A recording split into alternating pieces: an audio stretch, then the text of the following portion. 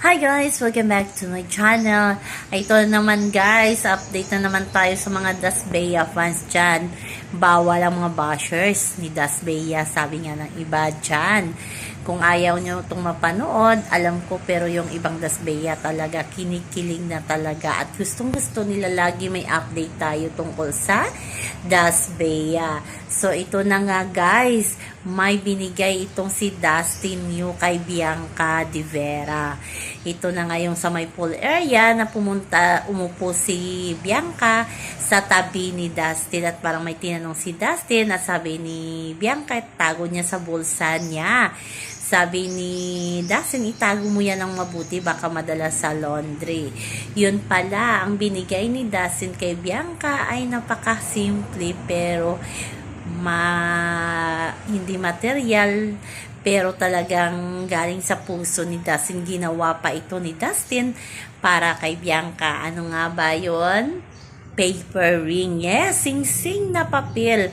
Kasi nga, marunong siguro gumawa dyan si Dustin. At sabi pa nga, humingi pa ng sorry si Dustin kay Bianca. Pasensya na, yan lang ang maibibigay ko sa'yo ngayon.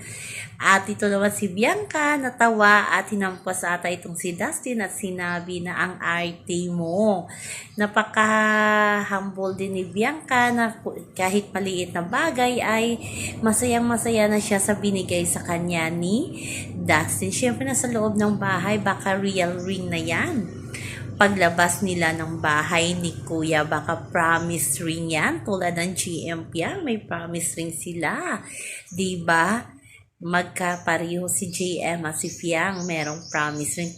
Lagi yan, proud na proud pa nga yan si Piang na pinapakita yung promise ring nilang dalawa ni GM. Baka tulad ni Bianca at Dustin, paglabas nila ay bibigyan din siya ni Dustin ng totoong sing-sing. Pero ngayon sabi ni Dustin, yan lang muna, pagpasensyahan mo, paper ring pala. Pero syempre kinikilig tayo, kahit ganun lang talaga, nakakakilig.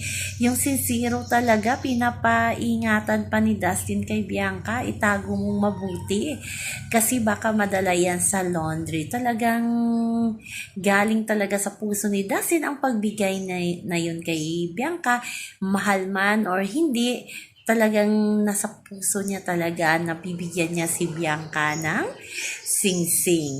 So guys, totohanan na siguro itong Dasbea na yan. Hindi na yan siguro script, di ba? Kaya abangan lang natin yan guys. Malapit naman siguro silang lumabas ng bahay ni Kuya. Pero sa big night pa, ayon sa mga Dasbea fans. So yan lang po guys ang ating update. Sa ngayon hanggang sa muli. Bye-bye. Always remember, wag po tayo magpaka-stress. Please like, share, subscribe my channel para ma-update kayo sa mga bago kong upload. Bye-bye! Chill lang guys!